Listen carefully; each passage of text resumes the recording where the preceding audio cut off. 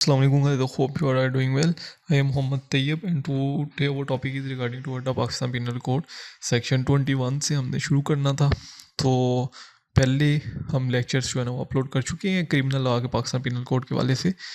तो अगर आपने वो नहीं देखे तो आप पहले वो ज़रूर देखिएगा ताकि आपको इनकी जो है ना वो ईजिली समझ आ सके। जैसे कि मैंने पहले कहा कि अगर आपने वो लेक्चर्स नहीं देखे तो आप उनको ज़रूर देखिएगा, ठीक है, ताकि ये जो आज हम करने जा रहे हैं आपको इनकी ईजिली समझ आ सकते हैं। मैंने इंपॉर्टेंस बताई थी पीपीसी की, उसके अलावा हमने जो है ना वो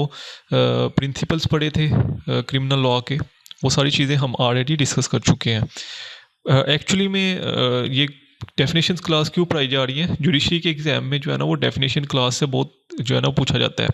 ठीक है। तो हम अक्सर इनको स्किप्स कर देते हैं जब भी हम एक्ट पढ़ते हैं, लेकिन एक्चुअली में जो ये डेफिनेशन होती है ना ये उसी एक्ट के अंदर जितने भी इससे रेलिवेंट वर्ड्स यूज़ हो रहे होते हैं ना, ठीक है, उनको इंटरप्रेट कर रही होती हैं, ठीक है। तो आपने कभी भी डेफिनेशंस क्लास को कभी ना स्किप करिएगा, ठीक है। डेफिनेशन क्लास हमेशा जब भी आप एक्ट पढ़ें तो पढ़िएगा, ठीक है। आज जो है सेक्शंस के वाले से हमारा लॉस लेक्चर होगा, उसके बाद हम अपना जैसे टॉपिक वाइज मैंने आपको साथ बताया भी था कि हम जो है ना वो टॉपिक वाइज चलेंगे, ठीक है। तो हम जो है ना वो टॉपिक को लेके ही जो भी पाकिस्तान पिनल कोड के रिलेटेड जो एग्ज़ाम में क्वेश्चन आते हैं कैसे पूछे जाएंगे, कैसे नोट्स बनाने हैं, वो नेक्स्ट जो हमारा होगा ना लेक्चर उसमें हम बेसिकली उसी के हवाले से डिस्कस करेंगे, ठीक है। तो इस वजह से आपने इसको जो पाकिस्तान पिनल कोड है इसके जितने भी सेक्शन है आपने इनको गो थ्रू करना है एक दफ़ा ज़रूर, ठीक है। एक दफ़ा अब कर लें, एक दफ़ा जो है ना वो आप ड्यूरिंग मिड जब आपका ईयर का मिड होगा आप तब कर लें, ठीक है। तो आपने कम से कम साल में इसको 2 दफ़ा ज़रूर पढ़ना है पाकिस्तान पिनल कोड को, आपके पास अच्छी खासी अपॉर्चुनिटी भी है और आपको इसको पढ़ना भी चाहिए, ठीक है। अगर तो स्टूडेंट जो है ना वो प्रैक्टिस करना चाहते हैं, जो स्टूडेंट प्रैक्टिस करना चाहते हैं, ठीक है। तो शुरू करते हैं पब्लिक सर्वेंट के वाले से बताया गया है। अब लास्ट में भी मैंने आपको समझाया था कि जहाँ पे भी पब्लिक सर्वेंट का वर्ड यूज़ होगा ना पाकिस्तान पिनल कोड में, ठीक है, तो आप जो है ना वो इसी में से इंडिकेट करेंगे कि पब्लिक सर्वेंट कौन कौन से हैं, ठीक है। अब यहाँ पे एक्चुअली जो पब्लिक सर्वेंट्स बताए गए हैं इसमें वो 9th 10th और 11th पब्लिक सर्वेंट के वाले से बताया गया है कि ये पर्सन जो है ना वो पब्लिक सर्वेंट की कैटेगरी में आते हैं, ठीक है। अब यहाँ जो क्रिमिनल केसेस है ना, ठीक है, जो पीपीसी के रिलेटेड ऑफेंस होते हैं, ठीक है, उनमें जो जितने भी पब्लिक सर्वेंट है ना वो इन 11th कैटेगरी में आएंगे, ठीक है। इसके बाहर जो है वो नहीं आएंगे, ये याद रखिएगा। उधर कोई लॉज है, ठीक है, जैसे कि अगर आप सेक्शन 40 में देखें तो उधर सिर्फ ये नहीं लिखा कि ऑफेंस जो है ना वो आप सिर्फ पीपीसी में ही कमिट कर सकते हो, मैंने प्रीवियस लेक्चर में बताया था, ठीक है। अगर आप एटीए के अंदर आते हो, एंटी टेररिज्म एक्ट के में आते हो, ड्रग्स के वाले से हैं, उसके बाद जो है ना वो नारकोटिक्स के वाले से हैं, साइबर लॉज आ चुके हैं, ठीक है, इलीगल डिस्पोजेशन के वाले से हैं, ठीक है। तो ये भी अगर आप करते हैं तो वो भी आप ऑफेंस की कैटेगरी में ही आते हैं, ठीक है। तो अगर तो पीपीसी के रिलेटेड आपने कोई ऑफेंस कमिट किया है तो पब्लिक सर्वेंट के पास आपने जाना, तो वो पब्लिक सर्वेंट की यही कैटेगरीज जो 11th डिफाइन की गई हैं, ठीक है, इसी में वो पब्लिक सर्वेंट जो है ना वो आएंगे। अगर वो इनमें आता है, ठीक है, तो ही वो पब्लिक सर्वेंट होगा, अदरवाइज़ वो नहीं होगा। हम केस लॉज भी डिस्कस करेंगे इसके हवाले से। पब्लिक सर्वेंट्स, ये पहली चीज़ तो ये क्लियर कट लिखिए कि ये जो इस हमने पढ़ने हैं, ये जो 11th हमने जो है ना वो पॉइंट्स पढ़ने हैं, इनमें अगर वो पर्सन आता है तो वो पब्लिक सर्वेंट होगा, ठीक है। Denotes a person falling under any of the description here, इन एक में से भी आता है, ठीक है। फॉर एग्जांपल अब कमिश्नर है, कमिश्नर ऑफिसर इन मिलिट्री, किसी भी नेवी का है, एयरफोर्स का, आर्मी का है, ठीक है, तो वो जो है बेसिकली इसमें आएगा, पब्लिक सर्वेंट में आएगा, ठीक है। तो कोई एक में भी आ जाता है तो वो पब्लिक सर्वेंट में आएगा। पहली चीज़ तो ओमिट हो चुकी है, सही है, जो इसका फर्स्ट वाला है वो ओमिट हो चुका है। सेकंड वाला, every commission officer in a military, ठीक है, नेवी का है, एयरफोर्स का है, और Pakistan serving under the federal government और प्रोविजनल गवर्नमेंट, कोई भी कमिश्नर ऑफिसर, ठीक है, किसी भी मिलिट्री से है जो कि पब्लिक गवर्नमेंट, फेडरल गवर्नमेंट या प्रोविजनल गवर्नमेंट के अंडर काम कर रहा है, ठीक है। अगर वो प्रोविजनल गवर्नमेंट के अंडर काम कर रहा है तो भी वो पब्लिक सर्वेंट कहलाएगा, अगर वो फेडरल गवर्नमेंट के अंडर काम कर रहा है तो भी पब्लिक सर्वेंट कहलाएगा। एवरी जज, ठीक है, मजिस्ट्रेट, सिविल जज, सेशन जज, डिस्ट्रिक्ट जज, हाई कोर्ट के जस्टिस, सुप्रीम कोर्ट के जजेस, सारे जो है ना वो पब्लिक सर्वेंट में आते हैं, ठीक है। Every officer of a court of justice, जितने भी ऑफिसर हैं कोर्ट ऑफ जस्टिस में, ठीक है, जिनकी ड्यूटीज़ अभी यहाँ पे ड्यूटीज़ असाइन की गई हैं कि अगर ये ड्यूटीज़ परफॉर्म कर रहे हैं वो, तो वो ही include in the category of public servant, तो उनको आप पब्लिक सर्वेंट की कैटेगरी में इंक्लूड करेंगे। एज सच ऑफिसर जो कि इन्वेस्टिगेट करता है, ठीक है, investigate all report on any matter of law or fact, ठीक है, जो कि या तो जिसका काम तो या तो इन्वेस्टिगेशन करना है, ठीक है, या रिपोर्ट बनाना है किसी भी लॉ के रिगार्डिंग कोई मैटर है, ठीक है, या फैक्ट्स के रिगार्डिंग कोई मैटर है, उस पर अगर वो इन्वेस्टिगेशन करता है या रिपोर्ट बनाता है तो वो भी पब्लिक सर्वेंट की कैटेगरी में आएगा, ठीक है। और या टू मेक कोई चीज़ बनाता है, ठीक है, मतलब किसके रिलेटेड बनाता है ये हम पढ़ेंगे। ऑथेंटिकेट करता है, कीप एनी डॉक्यूमेंट्स और टू टेक चार्ज और डिस्पोज ऑफ एनी प्रॉपर्टी, ठीक है, प्रॉपर्टी के रिगार्डिंग कोई भी चीज़ करता है वो,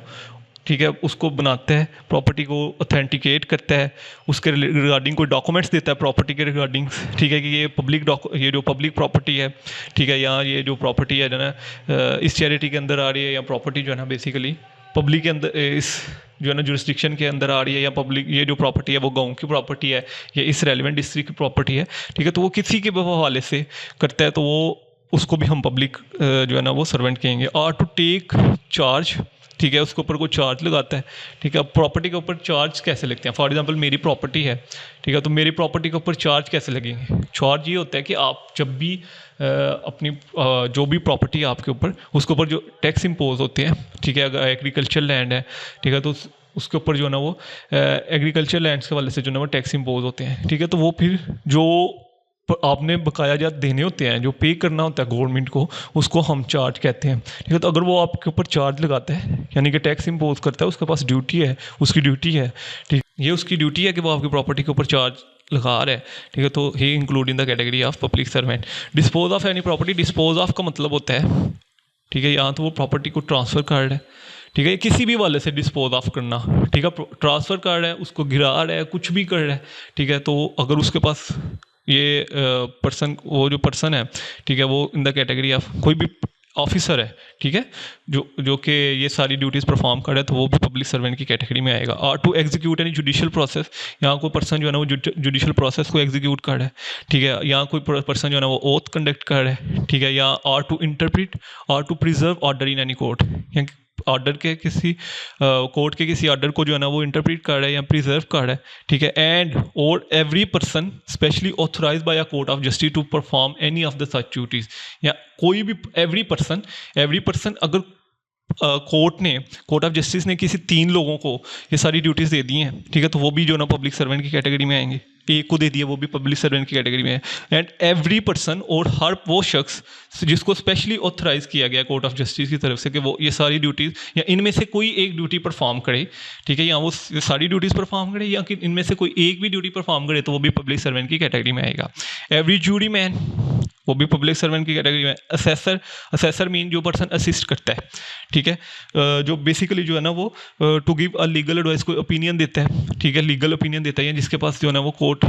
या कोई आर्बिट्रेटर या जूरी मैन जो है ना ओपिनियन के लिए चला जाता है, पंचायत के बंदे चले जाते हैं, ठीक है, तो वो असेसर होता है। और a member of panchayat assisting a court of justice और अ पब्लिक पर्सन, ठीक है, तो उसको जो है ना हम वो पब्लिक सर्वेंट की कैटेगरी में आएंगे, ठीक है। Public servant court of justice और पब्लिक सर्वेंट को असिस्ट कर रहे हैं पंचायत के मेंबर, तो वो भी जो है ना वो पब्लिक सर्वेंट की कैटेगरी में आएंगे, ठीक है। एवरी आर्बिट्रेटर,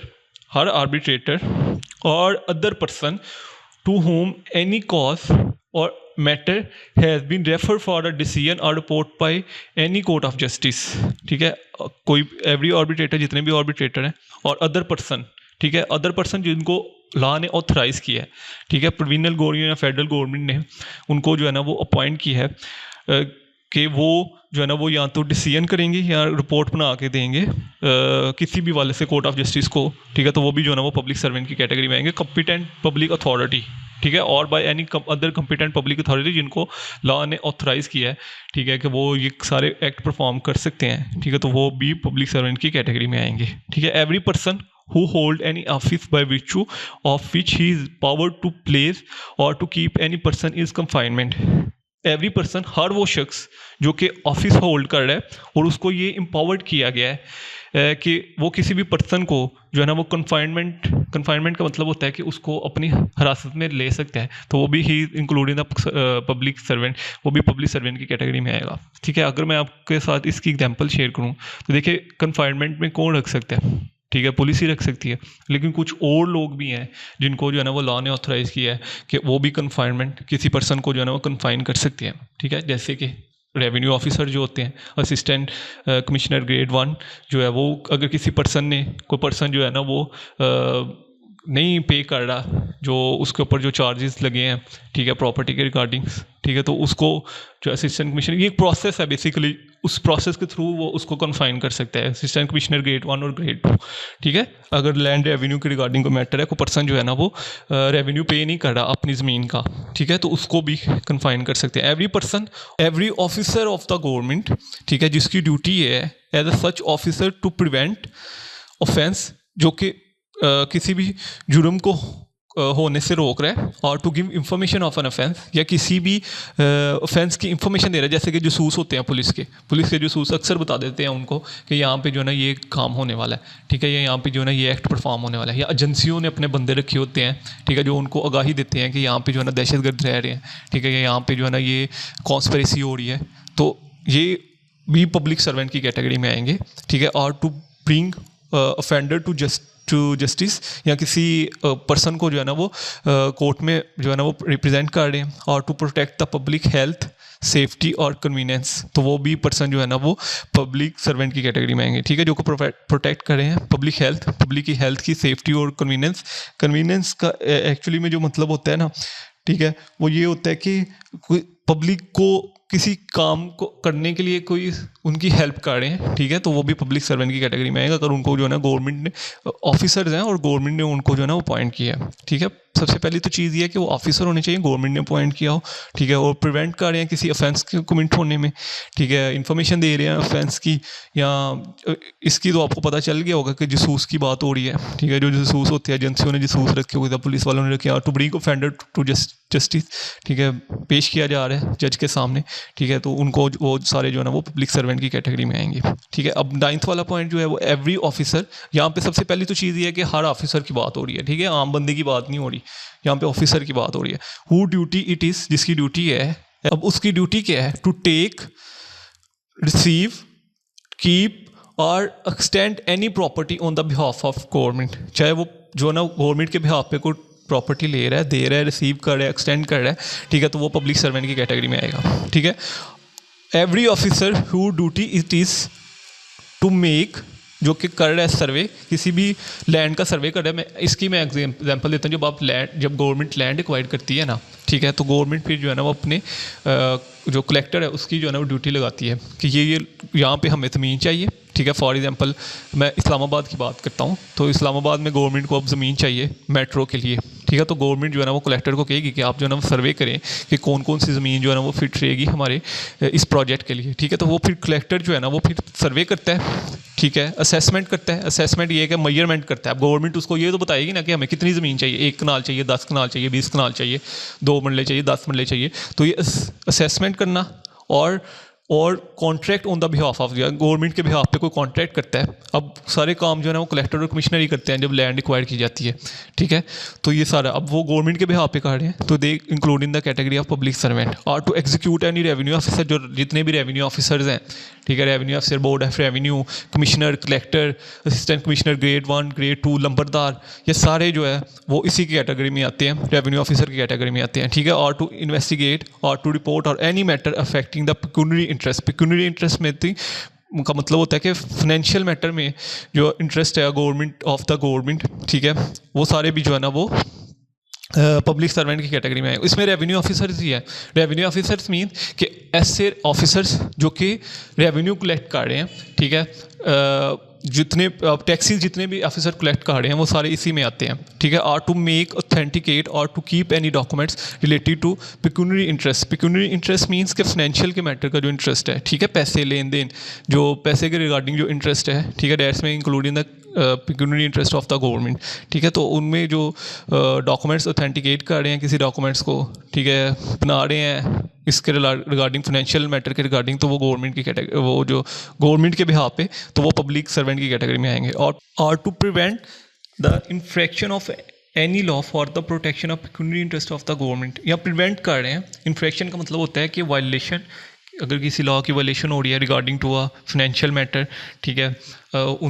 या इन्फ्रिंज किया जा रहा है, तो वो that include in the category of, तो वो इसमें जो है ना वो इंक्लूड करेंगे ये जो प्रोविजंस ऐड की गई हैं to prevent the infraction of law for the protection of pecuniary interest of the government. तो वो भी पर्सन जो कि प्रिवेंट कर रहे हैं, रोक रहे हैं, ठीक है, वो भी पब्लिक सर्वेंट की कैटेगरी में आएंगे। And every officer in the services, जो कि सर्विसेज में है, ठीक है, और पे ऑफ द गवर्नमेंट, या उनको गवर्नमेंट पे कर रही है, और रिम्यूनरेट बाय फ़ी, ठीक है, जिनको जो है ना वो गवर्नमेंट जो है वो रिवार्ड कर रही है फ़ी वगैरह, और to commission for the performing of any public duty, तो वो सारे जो है ना वो पब्लिक सर्वेंट की कैटेगरी में आएंगे। ठीक है, इसमें हर ऑफिसर, ठीक है, चाहे उसको गवर्नमेंट ने अपॉइंट किया है नहीं किया, ठीक है, लेकिन वो जो है ना वो पब्लिक जो गवर्नमेंट के मैटर्स हैं, ठीक है, गवर्नमेंट के बिहाफ पे जो है ना वो एक्ट परफॉर्म कर रहे हैं, तो दे में include in the category of public servant. ठीक है, इसका केस ला है कि stamp vendor fail with in the definition of public servant in terms of, ठीक है, ये सेक्शन जो 21 है इसके मुताबिक जो है ना वो स्टैम्प वेंडर जो है, जो स्टैंप लगाते हैं बेसिकली, ठीक है, पब्लिक गवर्नमेंट के बिहाफ पे, वो भी जो है ना वो पब्लिक सर्वेंट की कैटेगरी में आते हैं। ठीक है, केस ला लिख लिए PCRLG 2012 लाहौर 225। ठीक है, उसके बाद एवरी ऑफिसर, यहाँ पे हर ऑफिसर की बात हुई है, हु ड्यूटी इट इज़, जिसकी ड्यूटी ये है टू टेक, रिसीव, कीप और एक्सटेंड एनी प्रॉपर्टी, ठीक है, ले रहा है, रिसीव कर रहा है, जो है ना वो एक्सटेंड कर रहा है किसी भी प्रॉपर्टी को, टू मेक एनी सर्वे, ठीक है, सर्वे कर रहा है उस प्रॉपर्टी का, असेसमेंट कर रहा है, ये बेसिकली जो है ना वो जितने भी रेवेन्यू ऑफिसर्स हैं ना उनकी बात हो रही है। ठीक है, या अदर जो ऑफिसर्स हैं, कलेक्टर, कमिश्नर्स हैं, उनकी बात हो रही है। और टू लेवी एनी रेट और tax of any secular common purpose of any village, ठीक है, किसी भी विलेज में, ठीक है, पहली बात तो ये कि ऑफिसर है जो कि गवर्नमेंट के बिहाफ पे काम कर रहा है, किसी भी गाँव, टाउन या डिस्ट्रिक्ट में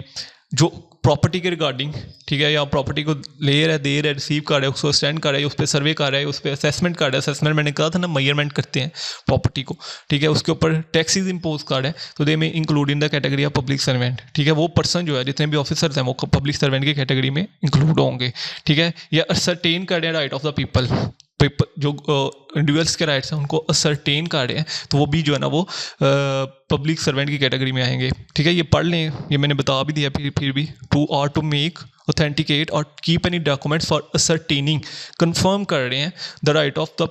people of any village, town और डिस्ट्रिक्ट। ये बेसिकली जो रजिस्ट्रार है, आपको जब रजिस्ट्रार के पास जाते हैं आप, हमने जो है ना ये प्रॉपर्टी ट्रांसफ़र कर दिया, ए ने जी को प्रॉपर्टी ट्रांसफ़र कर दिया, अब जी जो है ना वो ऑनर है, पहले ए ऑनर था, अब जी ऑनर है, ठीक है, तो अब जी को जो है ना वो ऑनर बना दिया जाए, तो ठीक है, रजिस्ट्रार फिर रजिस्ट्री करता है, ठीक है, और फिर जी जो है ना वो उसका ऑनर बन जाता है। ठीक है, रजिस्ट्रार उसके राइट्स को कंफर्म कर रहा है, असरटेन कर रहा है। ठीक है, राइट जो था वो ए ने जी को दिया था, ट्रांसफ़र किया था। ठीक है, रजिस्ट्रार सिर्फ असरटेन करता है, उसको कंफर्म करता है, ठीक है, कि ये वो इस बेसिकली रजिस्ट्रेशन ऑफ डॉक्यूमेंट्स का पर्पज़ ये होता है कि प्रिजम्पशन ऑफ ट्रूथ अटैच हो जाता है, कि ये जब आपका कल को डिस्प्यूट राइज होता है तो कोर्ट जो है ना वो ये प्रज्यूम करती है कि जब इसने रजिस्ट्री हुई, ठीक है, तो इसका मतलब है ये डॉक्यूमेंट्स इसके हैं, अब ये ऑनरशिप जो है वो इसी पर्सन की है, ठीक है, जिसके नाम पे जो है ना वो रजिस्ट्री हुई है। ठीक है, तो ये प्रिजम्पशन ऑफ ट्रूथ अटैच हो जाता है उस जो है ना रिगार्डिंग टूवर्ड द डॉक्यूमेंट्स, और उस प्रॉपर्टी जिसके रिगार्डिंग जो है ना वो डॉक्यूमेंट्स क्रिएट किए गए हैं। ठीक है, तो ये बेसिकली जो है ना वो रजिस्ट्रेशन का पर्पस होता है। 11th जो था, every person who hold any office in the virtue of which he is empowered to prepare, ठीक है, every person who hold office, जो कि ऑफिस होल्ड कार्ड है। ठीक है, यहाँ पे ऑफिसर की बात नहीं हुई, अब यहाँ पे देख लें ऑफिसर की बात हुई है, यहाँ पे भी देख लो ऑफिसर की बात हुई, यहाँ पे भी ऑफिसर की बात हुई है। ठीक है, यहाँ पे एवरी पर्सन, कोई भी पर्सन जो कि ऑफिस होल्ड कर रहा है, विच इज़ एम्पावर्ड, जिसको एम्पावर किया गया है टू प्रिपेयर करना है, पब्लिश करना है, मेंटेन और रिवाइज एन इलेक्टोरल रोल, जो कि इलेक्टोरल रोल के लिए जिसको जो है ना वो जो पर्सन जो है ना वो ऑफिस होल्ड कर रहा है, और टू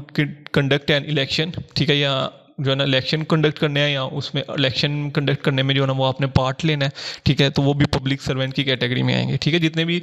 पर्सन जो है ना वो इलेक्शन कंडक्ट करते हैं या करवाते हैं, ठीक है, वो सारे जो है ना वो पब्लिक सर्वेंट की कैटेगरी में आएंगे। ठीक है,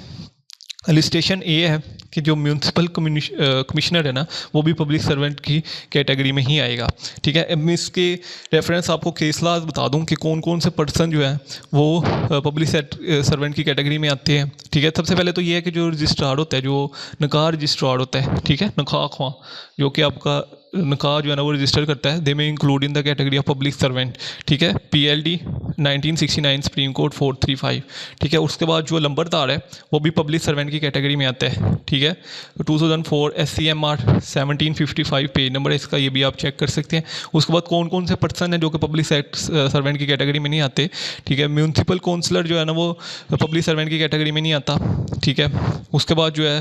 वो चौकीदार है, किसी गवर्नमेंट गॉर्डन में जो है ना वो चौकीदार है, तो वो भी जो है ना वो पब्लिक सर्वेंट की कैटेगरी में नहीं आता। ठीक है, उसके बाद इसकी 3 एक्सप्लेनेशन हैं जिनको हम पढ़ने जा रहे हैं। सबसे पहले जो एक्सप्लेनेशन ये है कि person falling under any of the above description, ये जितनी भी हमने 11th टर्म पढ़ी हैं, ठीक है, और पब्लिक सर्वेंट, वो सारे पब्लिक सर्वेंट है। ठीक है, whether they appointed by government और नॉट, जैसे कि मैंने पहले बताया था कि इसके ऊपर केस लॉज भी हैं कि अगर किसी पर्सन को गवर्नमेंट ने अपॉइंट किया है या नहीं किया। देखिए, जिनको तो गवर्नमेंट ने अपॉइंट किया है, ठीक है, एज अ पब्लिक सर्वेंट, ठीक है, वो तो पब्लिक सर्वेंट ही कहलाएंगे। ठीक है, लेकिन जिनको गवर्नमेंट ने अपॉइंट नहीं किया लेकिन वो सारे एक्ट परफॉर्म कर रहे हैं, ठीक है, उनको कोर्ट ने एम्पावर किया है, उनको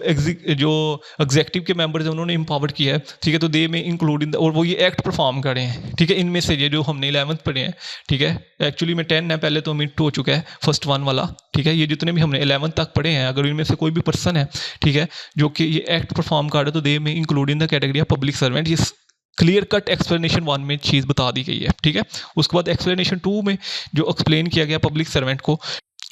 they shall be understood of every person who is actually possession of the situation of public servant, whether the legal defect there may be in his right to hold that situation। ठीक है, अब यहाँ पे लिखा गया कि अगर कोई पर्सन है, ठीक है, वो ये सारे एक्ट परफॉर्म करे, ये जो हमने यहाँ तक 11th तक पढ़े हैं, ठीक है, वो सारा वो जो है ना वो पब्लिक सर्वेंट की कैटेगरी में आएगा। ठीक है, अब आप इस पे ये क्वेश्चन अराइज नहीं कर सकते कि वो पब्लिक सर्वेंट जो अपॉइंट हुआ है वो उसकी अपॉइंटमेंट जो है ना वो एलिजिबल है या नहीं। ठीक है, उसमें जो लीगल डिफेक्ट्स हैं या नहीं। फॉर एग्जांपल एक पर्सन था, ठीक है, उसको जो है ना वो असिस्टेंट कमिश्नर ग्रेड 1 अपॉइंट कर दिया गया। ठीक है, अब वो पर्सन जो है ना वो पिछले 3 सालों से असिस्टेंट कमिश्नर ग्रेड 1 की फ्राई जो है ना वो सारा अंजाम दे रहा है। ठीक है, अब उसने एक डिसीजन किया, आप उस डिसीजन के बेस पे जो है ना वो आप ये क्लेम नहीं कर सकते कि ये पर्सन जो है इन एलिजिबल है डिसीजन करने के लिए। ठीक है, या इस पर्सन की जो है ना वो क्वालिफिकेशन नहीं है असिस्टेंट कमिश्नर के लिए। ठीक है, तो ये आप क्लेम नहीं कर सकते। ठीक है, हाँ, ये आपके क्लेम कर सकते हैं कि इस पर्सन की जुरिस्डिक्शन नहीं बनती। जुरिस्डिक्शन बेसिकली ये होता है कि देखिए आपका मैटर जो था वो रावलपिंडी का था। ठीक है, और जो है ना वो आप सुन कौन रहे, लाहौर में जो है ना वो आपका मैटर सुना जा रहा है, तो ये बेसिकली नहीं होता। ये जुरिस्डिक्शन जो होती है वो उसी स्पेसिफिक टेरिटरी की होती है। ठीक है, अगर मेरा मैटर रावलपिंडी या इस्लामाबाद का है, ठीक है, तो उसी में जो रेवेन्यू ऑफिसर होगा ना वो ही सुन सकता है उसको। ठीक है, तो जुरिस्डिक्शन का तयन कर दिया गया है। तो आप ये नहीं कह सकते कि ये जो असिस्टेंट कमिश्नर है जिसने मेरे केस का फैसला किया है, ठीक है, ये अनक्वालिफाइड है, ठीक है, ये एलिजिबल नहीं है इस केस को सुनने के लिए। ठीक है, ये आप क्लेम नहीं कर सकते। उसके बाद एंड एक्सप्लेनेशन 3 है, the word election denote an election for the purpose of selecting members of an legislator. Election का मतलब ये होगा कि आपने जो है ना वो मेंबर ऑफ लेजिस्लेटिव, ठीक है, जो कि MNA MPS के इलेक्शन होते हैं, म्यूनसिपल के जो इलेक्शन होते हैं, पब्लिक अथॉरिटी को इलेक्ट करने के वाले से अगर कोई इलेक्शन होते हैं, ठीक है, तो इलेक्शन का मतलब ये होगा, ये जो हमने पढ़ा है, every person who hold any office, जो कि पर्सन जो है कोई भी पर्सन है ऑफिस होल्ड कर है इलेक्शन के लिए, ठीक है, कंडक्ट करने के लिए, प्रिपेयर करने के लिए, मेंटेन करने के लिए, तो वो भी पब्लिक सर्वेंट की कैटेगरी में आएंगे। तो एक्सप्लेनेशन 3 में कहा है कि जो हमने यहाँ पे इलेक्शन के वाले से टर्म पढ़ी, ठीक है, इलेक्शन का मतलब जो होगा वो ये होगा कि legislative election, municipal election, public servant election. अब ये नहीं है कि कोई प्राइवेट बॉडी जो है ना वो इलेक्शन कंडक्ट कर रही है, प्राइवेट कंपनी इलेक्शन कंडक्ट कर रही है तो हम कहेंगे ये भी पब्लिक सर्वेंट की कैटेगरी में आएगा, या प्राइवेट बॉडी को इलेक्शन कंडक्ट कर रही है तो हम कहेंगे ये भी पब्लिक सर्वेंट की कैटेगरी में, तो ऐसा नहीं होगा। ठीक है, जिसको लॉ ने प्रिस्क्राइब किया है जो है ना वो ये प्रिस्क्राइब, ठीक है, ये पर्सन जो है ना वो इलेक्शन की कैटेगरी में आएगा। ठीक है, जिसको जो है वो बेसिकली लेजिस्लेटिव के वाले से MNA MPS म्यूनसिपल और पब्लिक अथॉरिटी के वाले से जो इलेक्शन कंडक्ट कर रहा है, प्रिपेयर कर रहा है, मेंटेन कर रहा है, डे में person include in the category of public servant. ठीक है, उसको हम पब्लिक सर्वेंट कहेंगे। उसके बाद जो सेक्शन 22 है मूवेबल प्रॉपर्टी के वाले से, देखिए मूवेबल प्रॉपर्टी को जनरल क्लॉज एक्ट में भी डिफाइन किया गया है, मूवेबल प्रॉपर्टी को रजिस्ट्रेशन एक्ट में भी डिफाइन किया गया, मूवेबल प्रॉपर्टी को ट्रांसफ़र ऑफ प्रॉपर्टी में भी डिफाइन किया गया। वहाँ पे जो मूवेबल प्रॉपर्टी की डेफिनेशन लिखी है वो इससे कम्प्लीटली डिफरेंट है, ठीक है। ये जो मूवेबल प्रॉपर्टी की डेफिनेशन है ये सिर्फ क्रिमिनल केस यानी कि पीपीसी में जितनी भी आपने जिस जगह पे आपने मूवेबल प्रॉपर्टी का लफ्ज़ सुनना है ना, ठीक है, आपने ये इंडिकेट करना है, ठीक है। अब यहाँ पे लिखा है कि movable property are attended to include, ठीक है, अटेंडेड हम अटेंड करेंगे टू इंक्लूड कि ये चीज़ें जो है ना इंक्लूड होंगी। Corporate property of every description, corporate property means कि जिसको हमारी 5 सेंसेस जो है ना वो महसूस कर सकती हैं, ठीक है, एक जगह से उठा कर दूसरी जगह शिफ्ट कर सकती हैं। दे में include in the category of movable property. 5 senses कौन कौन सी हैं आपकी, ठीक है, ये तो आपको अच्छे से अंदाज़ा होगा मतलब जिसको आप टच कर सकते हो, ठीक है। अब मेरा लैपटॉप है, ठीक है, मैं इसको टच कर सकता हूँ, एक जगह से उठा कर दूसरी जगह लेके जा सकता हूँ, तो ये दे में भी include in the category of movable property. मेरी किताब है, उसको मैं लेके एक जगह से जाकर टच कर सकता हूँ, एक जगह से लेके जाकर दूसरी जगह जो है ना वो रख सकता हूँ, तो दे में include in the category of movable property, ठीक है। ऐसे ही मेरी बुक है, ये include in the category of movable property, ठीक है। लेकिन यहाँ पे लिखा है एक्सेप्ट, ठीक है, लैंड ज़मीन जो है ना वो मूवेबल प्रॉपर्टी में नहीं आएगी। And thing attach to the earth, अब यहाँ पे ज़मीन, लैंड को और अर्थ को यहाँ पे उन्होंने डिफ्रेंशिएट किया है, ठीक है। लैंड मीन के ज़मीन, ठीक है, 7 मरला 8 मरला ज़मीन 10 मरला ज़मीन जो है ना वो मूवेबल प्रॉपर्टी में नहीं आएगी। अर्थ मीन के मिट्टी, जो उस लैंड के ऊपर मिट्टी पड़ी है, ठीक है, जो किसी भी लैंड के ऊपर मिट्टी पड़ी है, they not include in the category of they not include in the category of immovable property, ठीक है। जो मिट्टी है उसको तो हम एक जगह से दूसरी जगह जो है ना वो ट्रांसफ़र कर सकते हैं, तो वो जो है ना मूवेबल प्रॉपर्टी में आएगी। लेकिन यहाँ पे लिखा है थिंग अटैच, अगर उस मिट्टी के साथ कोई चीज़ अटैच हुई है, जैसे कि हमने जो है ना फसलें लगाई होती हैं, दरख्त लगाए होते हैं, ठीक है, बहुत सी चीज़ें उसके ऊपर जो है ना वो लगाई होती हैं, ठीक है, तो वो भी मूवेबल कैटेगरी में नहीं आएंगी। एक्सेप्ट का वर्ड लिखा है, ठीक है, ये चीज़ें एक्सक्लूड हैं, ठीक है, जिसमें लैंड है, ज़मीन है। Thing attach to the earth, ऐसी चीज़ें जो कि मिट्टी के साथ अटैच है, मिट्टी नहीं, मिट्टी जो है वो मूवेबल प्रॉपर्टी में है, ठीक है। आप मिट्टी को एक जगह से दूसरी जगह ट्रांसफ़र कर सकते हैं, लेकिन यहाँ पे लिखा है थिंग अटैच, अगर उस मिट्टी के साथ कोई चीज़ अटैच की गई है तो वो भी जो है वो मूवेबल प्रॉपर्टी में नहीं आएगी, ठीक है। फसल मूवेबल प्रॉपर्टी में नहीं आएगी। लेकिन अगर हम रजिस्ट्रेशन एक्ट को पढ़ें तो उसमें अगर हम जो है ना वो जनरल क्लॉज एक्ट को पढ़ें तो जो फसल हम ऊपर लगाते हैं ना, दे में जो है ना वो include in the category of movable property, वो मूवेबल प्रॉपर्टी में आती है, ठीक है। उसके ऊपर जो फल उगता है वो मूवेबल प्रॉपर्टी में आता है, ठीक है। तो ये चीज़ यहाँ पे जो है ना वो इसको मूवेबल प्रॉपर्टी को इसके पीपीसी के थ्रू जो है ना एक्सप्लेन किया गया। Permanently fastened to anything which is attach to the earth, ठीक है, जिसको जो है ना परमानेंटली फिक्स किया गया किसी चीज़ में। आपने देखा होगा खंबे लगे होते हैं सड़कों में, ठीक है, तो वो भी मूवेबल प्रॉपर्टी में नहीं आते। आपने देखा होगा सीमेंट के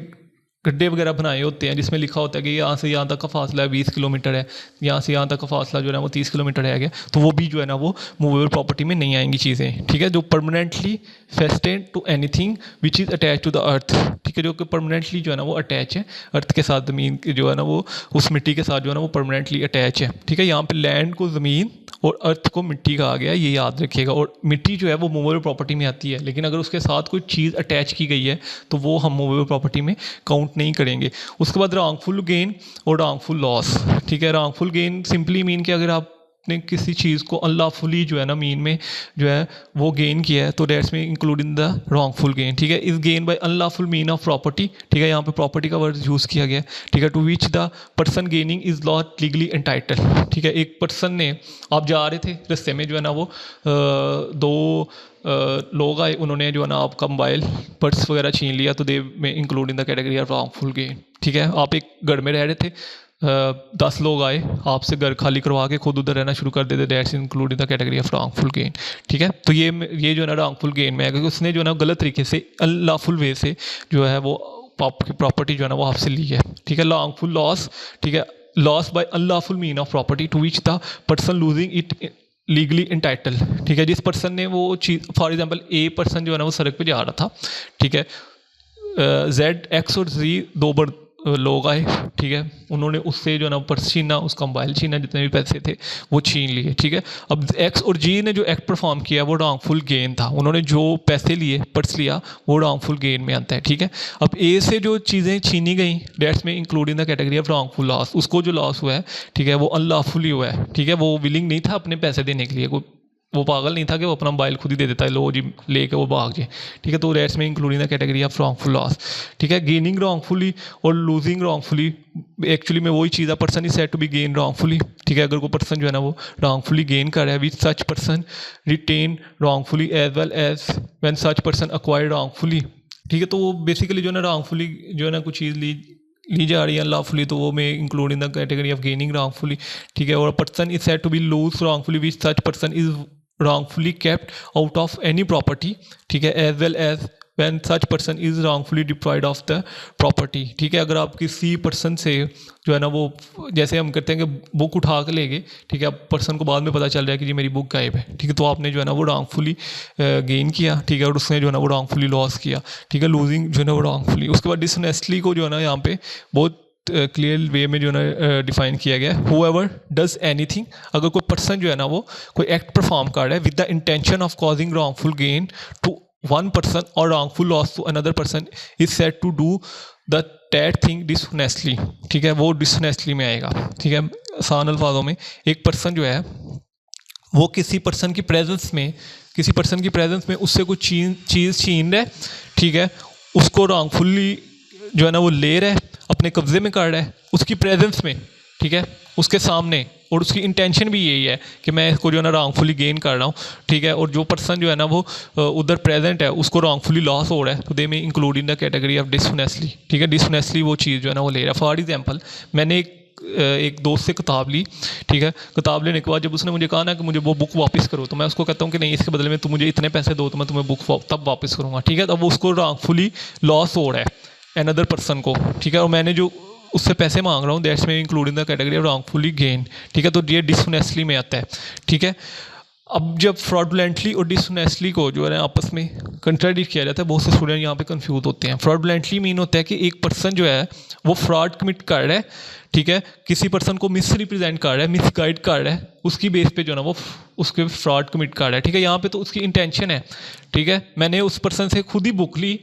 बुक उससे ही ली, ठीक है। जब उसने मुझसे मांगी तो मैंने उसको कहा नहीं, तुम मुझे पहले इतने पैसे दो फिर मैं तुम्हें किताब दूंगा, ठीक है। यहाँ पे क्या होता है कि एक पर्सन मुझे कह रहा है कि मुझे आपकी वो वाली बुक जो है ना वो चाहिए। अब मुझे पता है कि उस बुक की हालत ही नहीं है कि वो ये बंदा पढ़ सके, ठीक है। उनमें से कुछ पेज जो थे वो जो है ना वो शहीद हो चुके हैं, ठीक है, कुछ पेज जो है ना वो जल गए थे,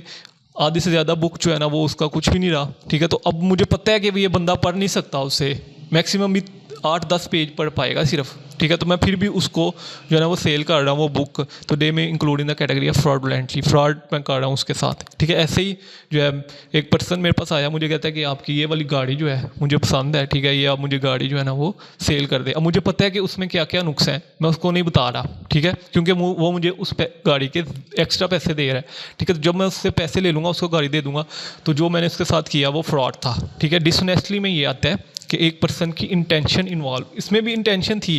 इंटेंशन तो इसमें भी होती है, ठीक है, लेकिन इसमें ये होता है कि आप उसी के सामने ये सारा एक्ट परफॉर्म कर रहे हो, हालांकि उसको पता भी होता है कि ये बंदा जो है ना गलत कर रहा है। इसमें उस पर्सन को पता नहीं होता कि मेरे साथ गलत हो रहा है, जब वो उसके साथ हो जाता है तो तब उसको पता चलता है कि अब मेरे साथ जो है ना वो गलत हो गया, ठीक है, मेरे साथ फ्रॉड हो गया। यहाँ पे उस पर्सन को पता भी होता है कि मेरे साथ जो है ना वो गलत डिसऑनेस्टली हो रही है, ठीक है, डिसऑनेस्ट किया जा रहा है मेरे साथ, ठीक है। तो यहाँ पे उसको पता भी होता है, यहाँ पे उसको पता नहीं होता है कि मेरे साथ जो है ना वो फ्रॉड हो रहा है। जब उसके साथ फ्रॉड हो जाता है तब उसको पता चलता है कि अब मेरे साथ जो है ना वो फ्रॉड हो गया, ठीक है। यहाँ पे जो सारी चीज़ें होती हैं वो पर्सन की प्रेजेंस में जो है ना वो की जाती हैं। Is said to do that act, to do that thing dishonestly, ठीक है, वो जो एक्ट परफॉर्म कर रहा है they may include in the category of dishonestly. A person is said to do a thing fraudulently. एक पर्सन जो है ना वो कोई काम कर रहा है fraudulently, if he does that thing with intent to defraud by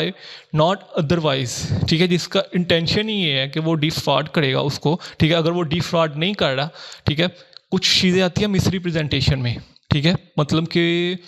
मुझे पता था, मुझे एक चीज़ तो ये थी कि मेरे पास वो गाड़ी लेने आया,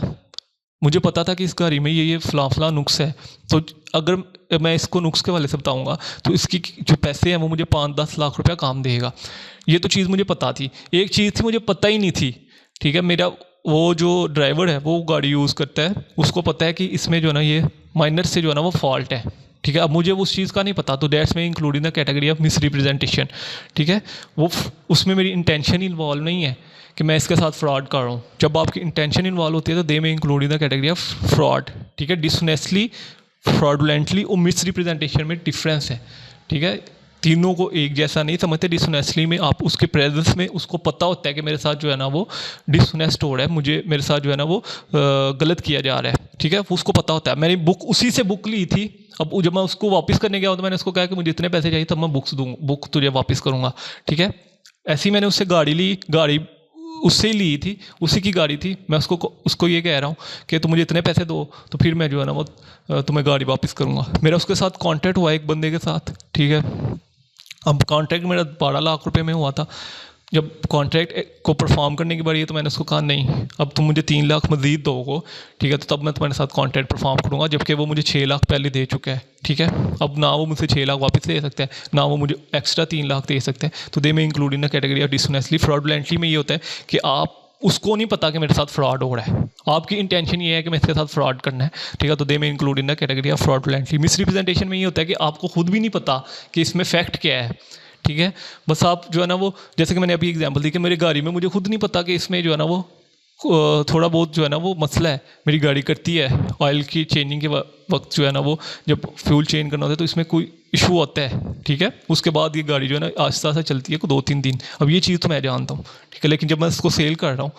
जब उसको सेल कर दी मैंने, ठीक है, मैंने उससे पैसे पूरे लिए बल्कि एक्स्ट्रा लिए। ठीक है, फिर जब वो उसने यूज़ की तो उसको भी पता चल गया कि इस मेरे साथ तो फ्रॉड हो गया, तो दे में include in the category of fraud. ठीक है, तो ये आपको समझ लग गई होगी। नेक्स्ट जब हम अपना लेक्चर शुरू करेंगे तो वो हम जो है ना वो अपने टॉपिक वाइज डिस्कस करेंगे, सेक्शन हम नहीं पढ़ेंगे। ठीक है, तो इंशाल्लाह जल्द मिलते हैं नेक्स्ट वीडियो में। तो मेरे अल्लाह हाफिज़।